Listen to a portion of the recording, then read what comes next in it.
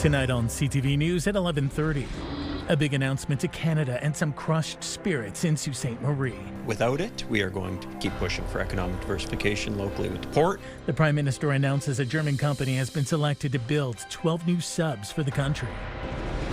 Plus a pipeline announcement with some Northern Ontario implications. When they did build these pipelines in the beginning, there's many construction jobs that were created. One group says if this could be pulled off, it'll mean good things for the region. And the new owners of Sudbury's Bell Rock Mansion meet the neighbors tonight. I think it's amazing. I hope it actually happens. We'll have more on what they're planning for the property. CTV News at 11:30 with Ian Campbell and Tony Rima with weather. Good evening. Thanks for staying up with us. Canada is going ahead and spending millions on a massive defense project, and the announcement was made in Halifax today, where Prime Minister Mark Carney announced a German-based company has been selected to build 12 new submarines for the Royal Canadian Navy. The Canadian Patrol Submarine Project is being billed as a step to strengthen and renew Canadian Navy's underwater capabilities and to ensure a sustained presence in the Atlantic, Pacific, and Arctic Oceans while promising to create thousands of jobs and drive economic opportunities for decades. The project is expected to cost more than $100 billion over its lifetime. The first of the new submarines wouldn't be available and delivered until 2034. They will replace the aging Victoria-class fleet. The bids to build the submarines came down to two countries, including Korea and Germany. Ultimately, the German-based ThyssenKrupp Marine Systems were selected, the Prime Minister having this to say. The sovereignty of our country, bounded by 3 oceans and the world's longest coastline, depends on our maritime capabilities. And I want to salute the women and men of Canada's Navy for leading that.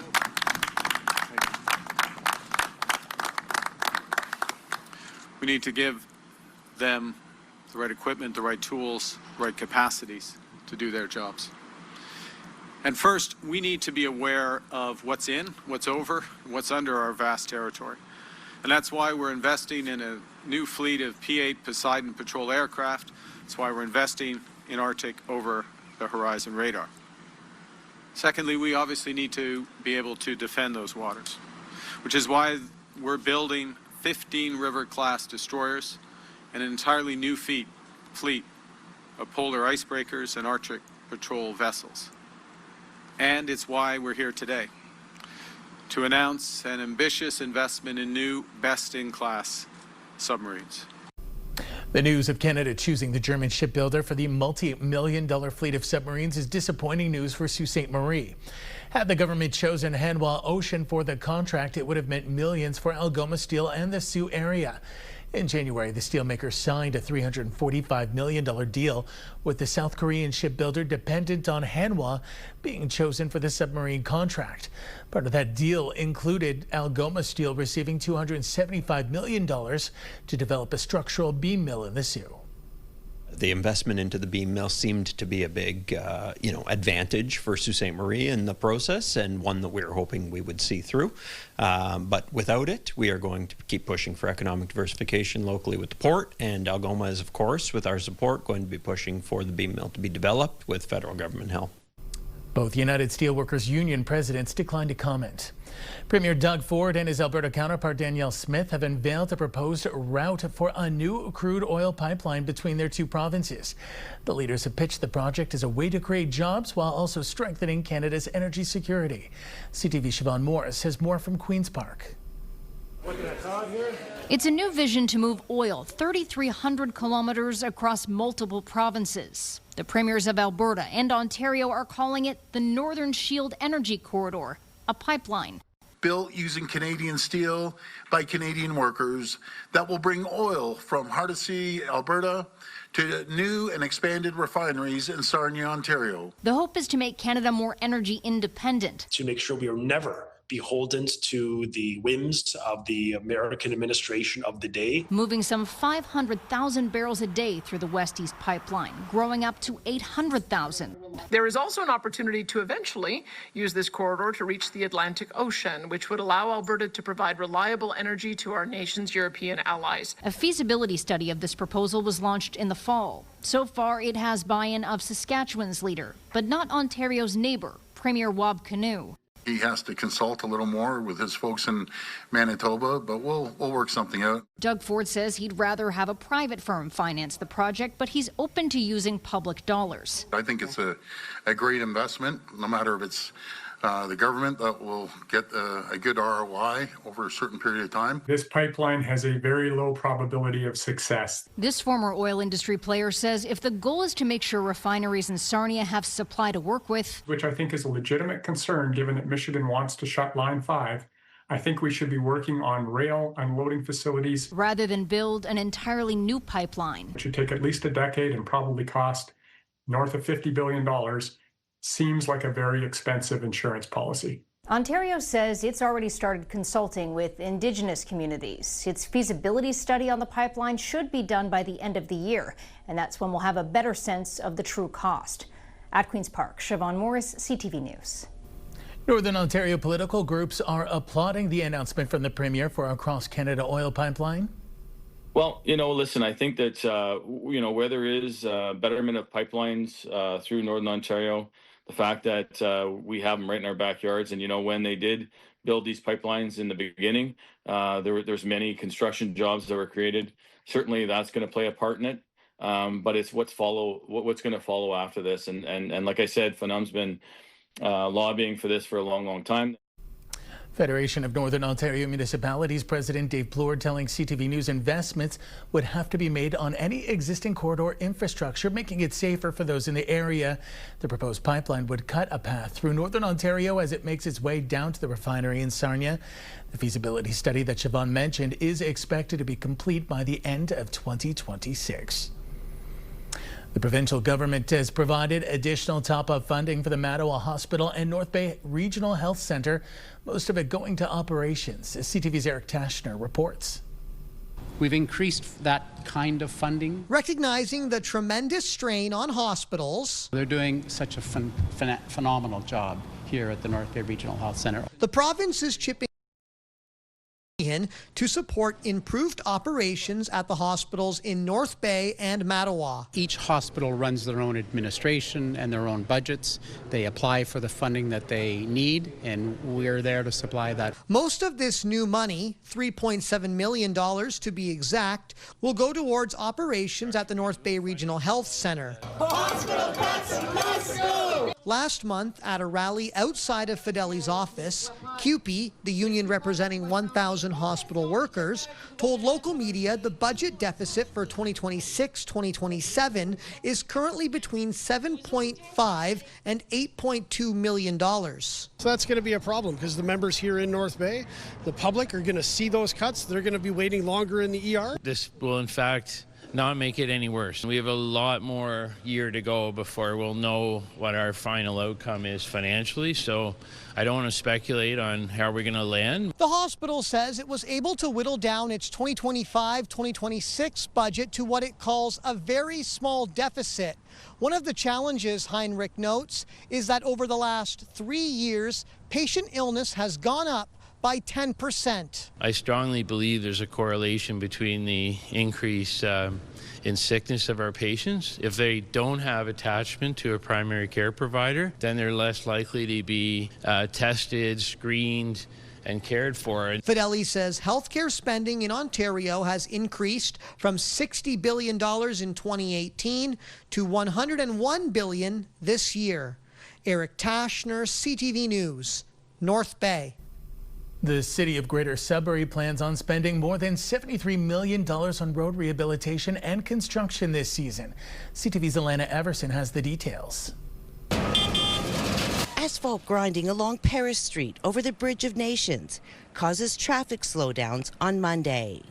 The city says the work is part of its large patch asphalt projects this year. This year, we added $10 million capital investment on large patch asphalt.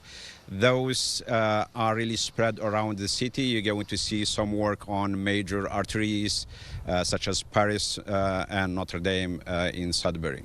The largest linear project this season is in Lively, where the city plans on spending $23.5 million for roads and other infrastructure. That includes road rehab, road reconstruction, sidewalks, water mains, sewer. That's really to free up development in Lively and Walden.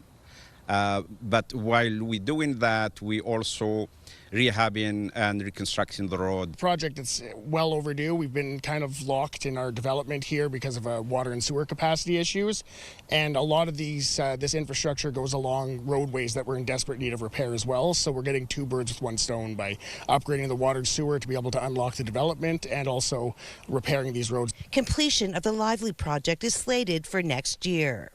The second largest project this year is Municipal Road 35, from the Big Nickel Road to Isilda, a 9-kilometer road rehabilitation. While the third largest is road rehab on Long Lake Road, with both projects expected to be finished this year. This year, the city will spend $73 million on linear infrastructure projects, up from $69 million last year. Alan Everson, CTV News, Sudbury. Police and the coroner are looking into a sudden death in North Bay over the weekend. North Bay police say they were called to the 1800 block of Algonquin Avenue around 4:30 Sunday afternoon. The office of the chief coroner will determine the cause of death, but the deceased has been identified. Their identity will not be released. Police say there's no evidence to suggest any risk to the public. New tonight, Devla Properties held its first open house at the Bellrock Mansion today, informing neighbors of their plans. The end goal is to have 2 additional residential properties and additional units inside the mansion, along with a dine-in restaurant. But before that can happen in Sudbury, or it can even commence, Devla says there is a lot of work that will be done on past deferred maintenance.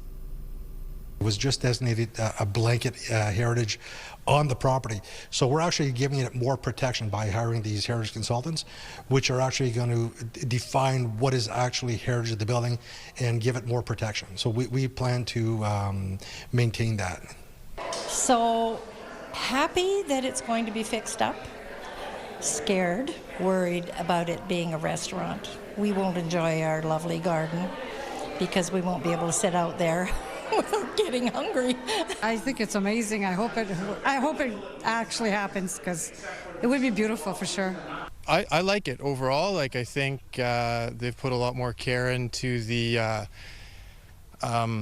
keeping the historic aspects of it than I kind of was sure they would or wouldn't. And I think what they're proposing of like a restaurant in this area could be a nice addition to Bell Park. Nault says they included the Ontario Association of Heritage Professionals early into the project to conserve as much history as possible in the arts and crafts style mansion. But the fire in the 1950s and small renovations over time have changed some original aspects of the building. However, a historic mansion is expected to come make repairs once zoning and permits are passed, and Nault hopes to have the restaurant up and running as early as next summer. Time now for a short break here on CTV News. Coming up, Tony will have our full weather forecast. For now, a look at the weather warnings we have in place tonight. We have a heat warning up along the James Bay coast. That includes at Wapiskat, Kashechuan, Moosonee, Moose Factory, all those areas, and that's going to last into probably late Tuesday evening. Here are the current conditions. We got 19 in Kapuskasing, 17 in Timmins, clear or mostly clear for most of us, 14 in Sault Ste. Marie. We'll have details after the break. When you see it happen, send it to CTV News. Text 10400 from your screen to ours. Text 10400. Good evening, everyone. Now your main weather as we start with our forecast radar. Clear skies overnight, which will be rather nice. Temperatures also going to be cool. cooler than normal, I guess. Over the past few days, we've endured this heat wave, and we have a system that's going to be crossing our broadcast region, especially tomorrow morning in through Sault Ste. Marie. There's a chance of thunderstorms, especially in through Chapleau and east of Timmins, and unsettled conditions, needless to say, come Wednesday. Let's take a look at your 7-day forecast, starting with Sudbury Nickel Belt. Tomorrow, beautiful sunshine, at least one more day, 29 degrees. There's that unsettled weather. Wednesday and Thursday, chance of rain. Friday, it starts to clear. Saturday, temperature ticks up again. Sunday, well, sun, cloud, and a chance of rain. And on Monday, 29 degrees when it should be 25 this time of year. For Sault Ste. Marie, Algoma, tomorrow, mostly sunny, coming in at 29. This time of year should be around 24, so 5 degrees warmer. In through Wednesday, clouds roll in as a system moves from west to east, unsettled conditions. Thursday, Friday, Saturday, Sunday, take a look at all that sunshine. Next Monday, mainly overcast, coming in at 29 degrees. Moving on over to Timmins, Cochrane, and Kapuskasing, sun, cloud, and a chance of rain. Still warm, 30 degrees. Factor in the humidity. It'll feel more like 35 degrees Celsius on Wednesday. Increasing cloud cover. Then those clouds clear and we start to get some beautiful sunshine. Sunday, a chance of rain. Monday, mostly overcast, 29 when it should be 25. For Timiskaming Shores and Kirkland Lake tomorrow, still another hot one, 29 degrees. Then as the system moves through, increasing cloud cover, a chance of rain that spills over into Thursday. Friday, we get those clouds clearing. Saturday looks nice. Sunday, unsettled conditions, 29, and a risk of thunderstorms on Monday. And finally, folks, your 7-day weather forecast for North Bay, West Nipissing. Tomorrow, 29 degrees. With the humidity, it'll feel more like 34 degrees, still warm. Wednesday, the sunshine prevails, so do the temperatures. Then we have a bit of a cooling off period in through Thursday, increasing cloud cover, 22 degrees. Then increasing sunshine, look at that, 27, 28 on the board when it should be about 25 degrees this time of year. Ian, it's back over to you. Thanks for that, Tony. This morning, a CTV News helicopter passed over a snow storage facility, one of 5 in Toronto, used to deal with the aftermath of major storms. Now, as you can see there, the remnants of winter are still fighting to hold on. The city experienced one of its snowiest winters this year, including a massive storm on January 26th, which dumped 46 centimeters of snow at Pearson Airport. That broke a single-day snowfall record set in 1996. Air Canada is once again scaling back flights to the U.S. amid high jet fuel costs and lower demand for trips south of the border. The airline is halting or delaying 8 transborder routes starting in the fall. 3 routes from Toronto and Montreal to the American Midwest will be canceled for the second winter in a row. And 3 seasonal routes to Florida from Ottawa, Montreal, and Quebec City will start in December instead of October. 2 previously suspended routes from Montreal and Toronto to JFK Airport in New York won't be coming back this winter. Statistics Canada says the number of Canadians returning by air from the U.S. fell 28% between May 2024 and this past May. Many federal public servants are starting a new work schedule today, which will see them in the office 4 days a week. But some departments are having trouble finding room for staff. A spokesperson for Immigration, Refugees and Citizenship Canada says most of that department's employees will work on site only 3 days a week as it works to secure office space. Most public servants began working remotely during the COVID-19 pandemic. Federal employees have been working 3 days in office since 2024. Members of Shugwenda First Nation and surrounding communities gathered recently to honor the known children who attended residential schools between 1830 and 1996. CTV's Madison Merrier reports. More than 70 names were read aloud from the plaques engravings, but many at Friday's event feel there are still more who are unknown. It's really about honoring the community as a whole and, recognizing those who went to residential school from this community, and to never forget them, to never forget what they had to go through, to be removed from their families, their loved ones, their moms and dads and grandparents. We figured it was, the time is right to honor these names, and and give them the respect that they deserve. The list of names came from preliminary archival research of children who attended schools in Shingwack, Spanish, and the Jesuit-run school at Wikwemekong. But some of the names have changed over the years, and there are plans to add more once they're known. You know, they took everything from us, our language especially, you know, and when you don't have your language, you don't, you know, you've lost the biggest gift. This is only one of our monuments that we're going to have. We're going to do a couple more yet. We're just starting. Wandaban says the next plaques will highlight the names of missing and murdered Indigenous women and Indigenous veterans. I recognize that part of healing is recognizing what's happened in the past and to help us move forward, but to never forget what they've done for us. Family members were impacted by all this, and you can see it now, like I said, you can see it in the drugs, the alcohol, all this other stuff that goes on, which I attribute to being in residential school, maybe their parents, their grandparents, or somebody in their family. Organizers say the monument shows deep Anishinaabe history that has caused generations of pain that are still felt today. Madison Marier, CTV News, Shigwenda First Nation. Police services across the country are struggling to recruit new officers. Northern College in Timmins is hoping its first ever summer police academy will inspire the next generation to consider a law enforcement career. CTV's Lydia Chubak reports. These junior officers are fully engaged at Northern College's inaugural Summer Police Academy. I was trying to think, what can we do, for future police officers? There's, in policing right now across the country, there's a lot of people that are not applying. There's no interest in it. Whether it's sounding off alarms, trying on Kevlar, or learning about traffic enforcement, more than 20 youth are getting a first-hand look at policing in action. I've been wanting to be a police officer for a lot of years now, since I was little. And it's been my passion, so I thought when my mom said, hey, there's this police camp going on, do you want to go? I was like, oh my God, yeah, I was really excited. Throughout the week, the junior officers will also learn about drones, forensic science, and conduct their own investigations while working alongside officers from Timmins Police, OPP, and Anishinaabe ASCII Police Service. The camp also gives students a chance to connect with police officers in a positive environment. Well, really, I'm not sure why the interest in policing has kind of gone, downhill since I was a kid, because things like this, having an opportunity to speak to a police officer, maybe because I wanted to be a police officer ever since I was a kid, but having the opportunity, it just doesn't come by very often. The Summer Police Academy continues through Friday at the Timmins campus. Lydia Chubak, CTV News, South Porcupine. Still ahead tonight on CTV News. A couple of big powerhouses lose their bid to carry on in the FIFA World Cup. More on that after the break.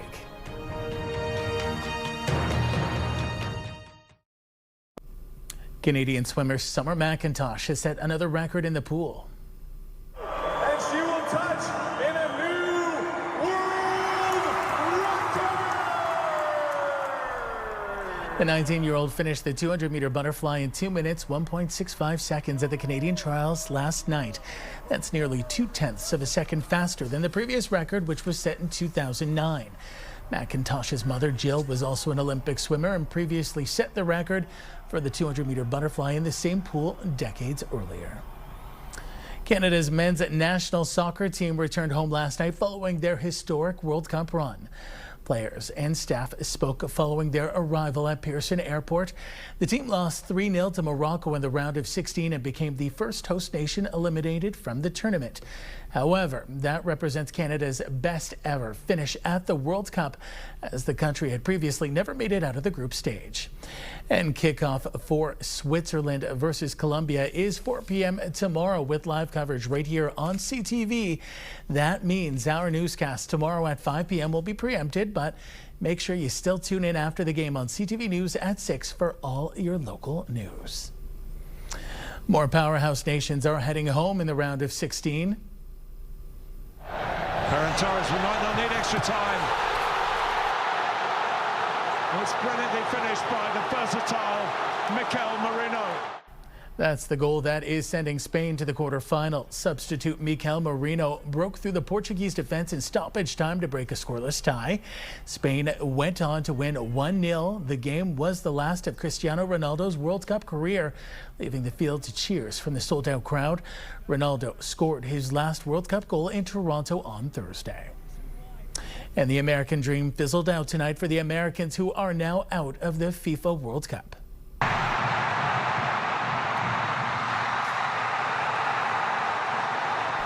This third goal helping seal the deal for the Red Devils this evening, better known as Belgium. The U.S. falling 4-1 as a final.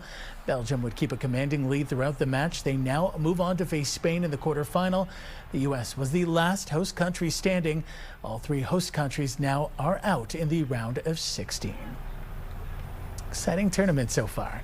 That takes us to the end of our newscast this Monday night. For the latest news anytime, remember you can head to our website, ctvnewsnorthernontario.ca. We're also on YouTube now. Once you're on the CTV channel, find the Northern Ontario feed and don't forget to click subscribe. Thanks for watching, and I'll see you tomorrow. Good night.